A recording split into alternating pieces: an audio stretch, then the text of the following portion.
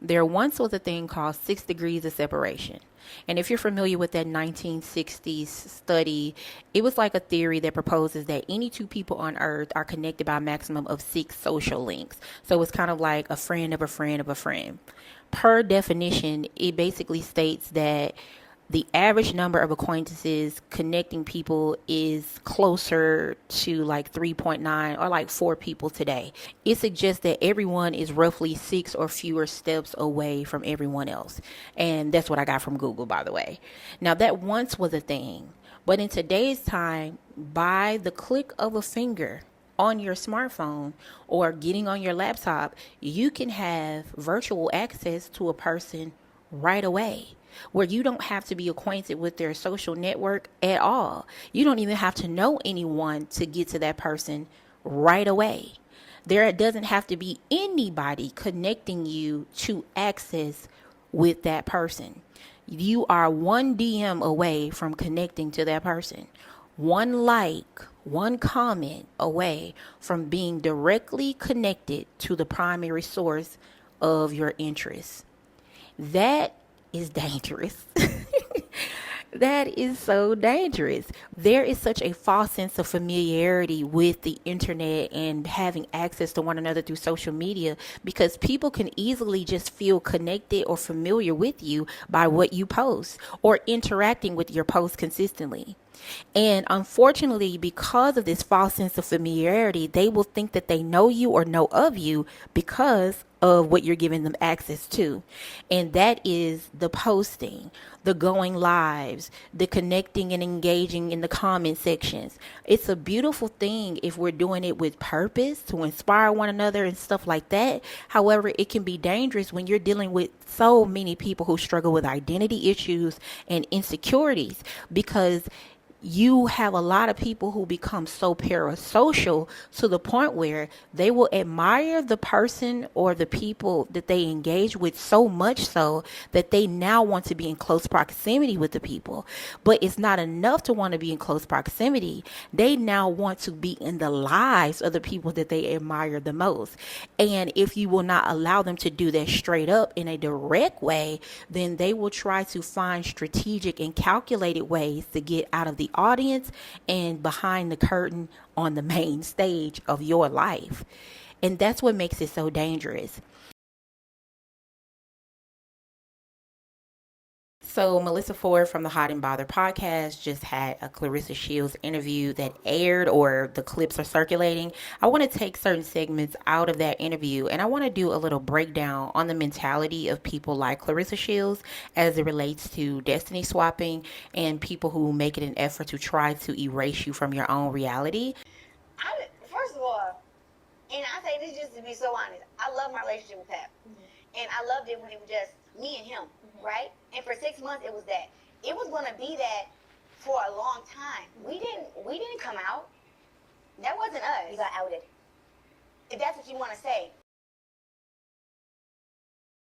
What is this thing with Clarissa Shields where she makes it a point to indirectly talk about Remy without talking about Remy?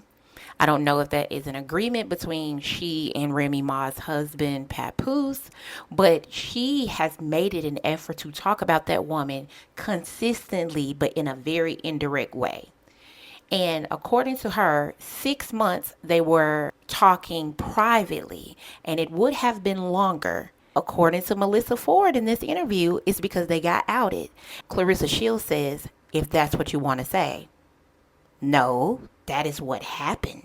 That's not what we want to say. That is what happened. Let's move on. The reason that we weren't out, and it was part of something that I wanted. I had just been engaged to a guy, and we had broken up and got back together and broken up and got back together again. And then it's like, you owe the fans who were rooting for y'all an explanation, and they... You see that? You see that? Clarissa Shields refuses to admit that it was Remy Ma that forced the hand on them having to go public. She refuses to acknowledge that it was Remy Ma that outed them. she said to Melyssa Ford, if that's what you want to call it, but that is what it was. Clarissa Shields tries to make it seem like it was her call for why she and Papoose did not go public, when really in essence it was Remy Ma who outed them to the public. And people like Clarissa Shields like to alter, modify, and deny the facts because their overall goal, in the words of Papoose, false narratives. and that is what destiny swappers and narcissistic people do. Try to rewrite history. So now she tries to put herself as the main one to call the shot on why she didn't want a married man and her and the relationship that they had in private to be public. And then she says that she was in a relationship and her man at the time broke up, and she didn't want to have to explain to the fans about what happened. Now, I don't know who these fans are, but as many of us know who are not boxing fans, and that would be a large population of people, we did not know Clarissa Shields before Papoose and Remy Ma. We didn't know her. So I'm not saying she had no fans or supporters, but it wasn't this big fan base like she is alluding to. In my mind, because I'm a realist, I'm like, they're not wrong for wanting to know. Because we let them in on all the good stuff. And now you can't, well, you can block them out of the bad stuff, but it was like, but damn, I kind of want them to know, like, this is why I ended things with this person who I was engaged to. So I had already told, when I had talked to Pat, like, first of all, we were in love first time we ever really seen each other for real. Really? Why you always lying? Oh my God. This woman tries to frame their interaction and them dating as though they were two strangers who did not know each other and they were not acquainted with each other. Almost everybody in their mother who knows Papoose and knows Remy Ma knew that they were married for over 2 decades. Clarissa Shields is no different than us in the general public. She also knew that Papoose was Remy Ma's husband. So it is not like this is a strange man that she met in passing at a boxing match and they saw each other, locked eyes, and just fell in love. That is a lie. Love at first sight? July 6th, 2024, a bachelor court fight. I know the way that he looked at me, and when he shook my hand and told me who he was, I was like, that's a good looking man. That's the first thought I had. First thought. And then I invited him to come to my fight that I had 2 weeks later. And he came, which I didn't think he was going to come. He kept saying he was going to come, but I was like, whatever. You know, when he came in, he just was so happy. He was like, what's up, champ? I'm like, what's up? And I just remember, like, knowing I had me a special friend at least, you know what I'm saying? And then from there, it built to something more. But he has always been nothing but kind to me and caring, very, very, very helpful. And I'm happy he's a bit older. You know, he's seen things happen. He stopped me from putting myself in bad situations because I'm like, I'm finna chin check everything. Because I had already decided, I said, listen, yo, I don't want to go public again until I get married. So when I get married, that's when I'll pop out with my man. Like, I want to show y'all the wedding. I don't want to have to go through a whole nother relationship of, oh, this happened, that happened. According to her and her standards, she states that the next time she was going to be public was going to be with her husband. Now, just because you got outed by that man's wife doesn't mean that you had to proceed to be public as a couple. They could have easily just framed their connection as just two people supporting one another, and that one event that he went to was just for support. But they, I believe mostly Clarissa Shields, decided she wanted to do the romantic angle. She wanted the general public to see their relationship from the lens that they saw Remy Ma and Papoose in. She wanted to push this love narrative, this power couple narrative, this supportive couple narrative, dominating the world and dominating the sports of boxing and entertainment. But all of the details of their relationship is so messy. So even though in her mind, in idea and concept, that's what she wanted, that is not how it was going to land. And that is not how the public received whatever they were trying to execute. It was a very sloppy execution. Let's go ahead and move forward. I would never be with a man who's with somebody else. I don't have to do that. And when I say that, I try to say it humbly, but like, bro, I'm rich. I got my own house, my own car. I'm number one at what I do. I look good. I'm young. I don't have to do that. There we go. Her consistently saying that she has her own house, her own car, her own money, and all of this stuff has nothing to do with talking to a man who's still legally married. Has nothing to do with that. Even though you say you don't have to talk to a married man or someone that is with someone, you are, though.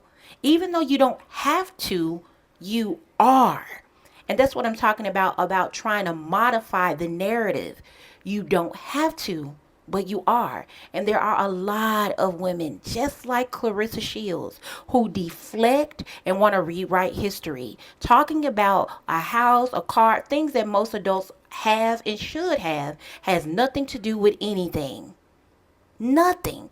One thing doesn't have anything to do with the other. Let's proceed forward.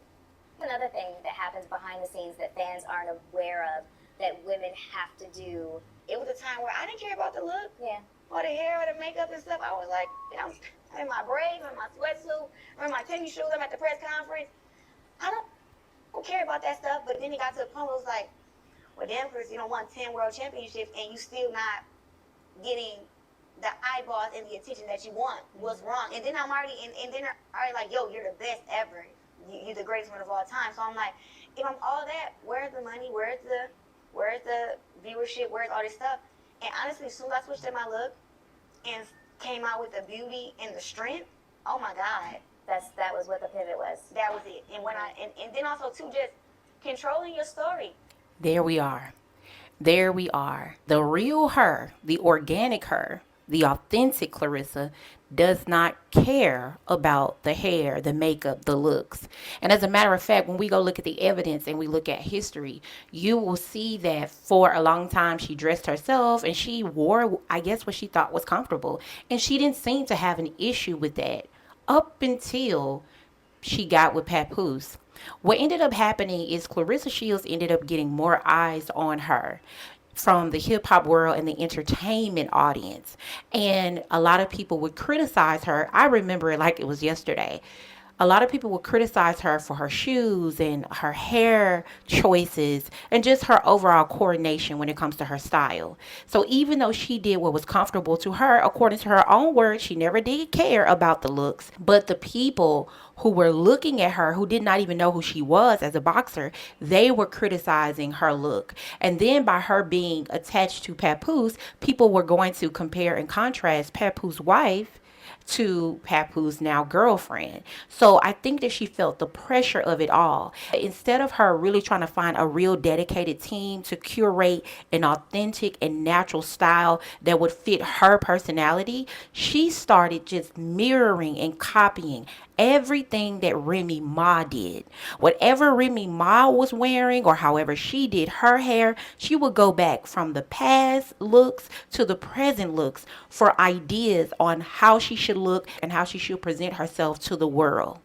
And that is the reason why Clarissa Shields decided to change up her style, which she never really had one, according to her, but she adopted Remy Ma's style to try to get a better appeal with the general public.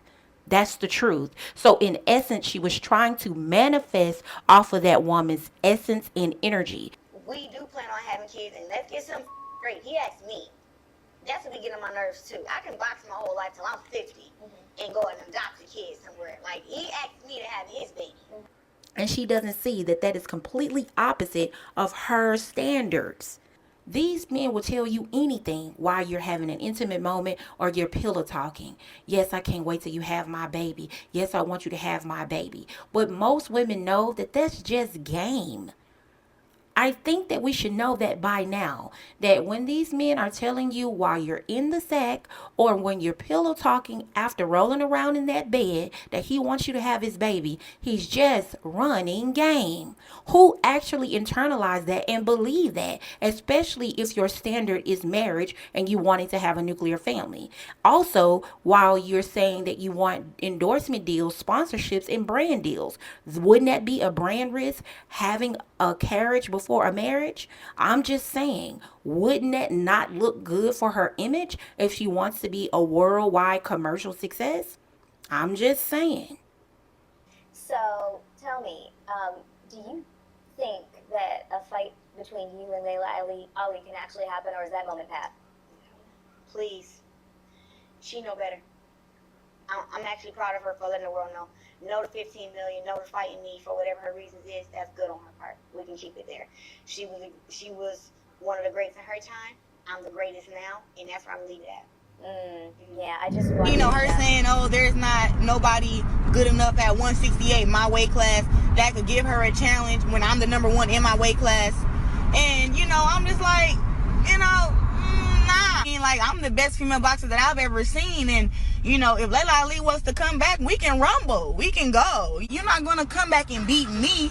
You know what I'm saying? Like, this can happen. I just don't like the disrespect. I never used her name to try to be like, try to call her out of retirement. It's basically like she talking about she come out of retirement, she just gonna beat me if she decided to. Every time Layla Ali is mentioned, there is a disdain that I see come over the face of Clarissa Shields. There is a anger that comes over her, and it just seems like there is some type of jealousy or envy there when it comes to Layla Ali, her legacy, and just who she is to the general public. She's tried to go out of her way on several occasions to devalue Layla Ali. She's tried to remove Layla Ali from the legacy of her own bio father. Clarissa Shields has tried to remove Layla Ali from her father's legacy and put herself in the same realm as her father in his legacy. I think it's Muhammad Ali, Floyd Mayweather, me. That's it. That's it. But you know what? I will say that I think that I'm so good that I'm hard on myself because I should be knocking these girls out. If I can go on there and win unanimous decisions, I'm always asking myself after the fight, why didn't you get the knockout? How come didn't the knockout come? So for me, that's what I'm working on. So I got all the skills and the power and everything. I just have to figure it out and put it all together. It is something seriously wrong here where you admire someone but also obsess about tearing them down when they don't want to give you what you want. Just because a person does not want to come out of retirement to fight you, it does not mean that they are your enemy now. And a lot of these people with the mentality like Clarissa Shields, because you won't give them access to you in the way they want, and because you won't be their friend, then they want to be your enemy. And they get mad when you pay them dust. It doesn't mean that you are diminishing them as a person. It just means that you're not my friend or my enemy because I don't acknowledge you in that same way.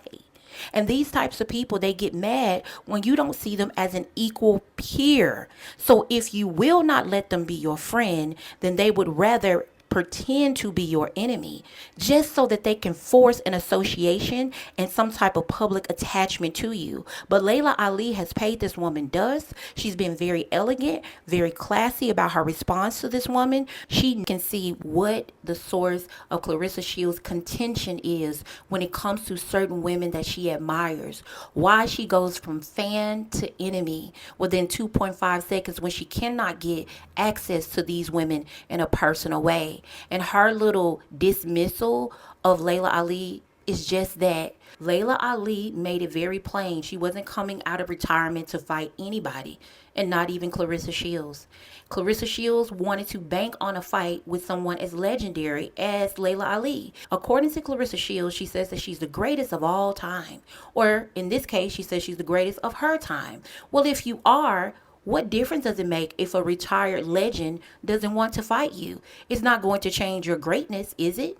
It seems as though Clarissa Shields wanted and needed Layla Ali more than Layla Ali would ever need a Clarissa Shields. That right there shows you and tells you everything you need to know. And also, it was so distasteful on several occasions for Clarissa Shields to refer to Layla Ali as a witch with no actual evidence to back up that fact. It seems as though Clarissa Shields is wrestling with a lot of things, and she does a lot of projection on women that she admires. Let's move on. And I will say this, there's plenty of folks who got clout and who are famous and who are also falling to the cons of being famous, but they broke. There's a bunch of those who famous and broke, and they trying to portray that they got money. They still, they relevant, they popping. No, you're not.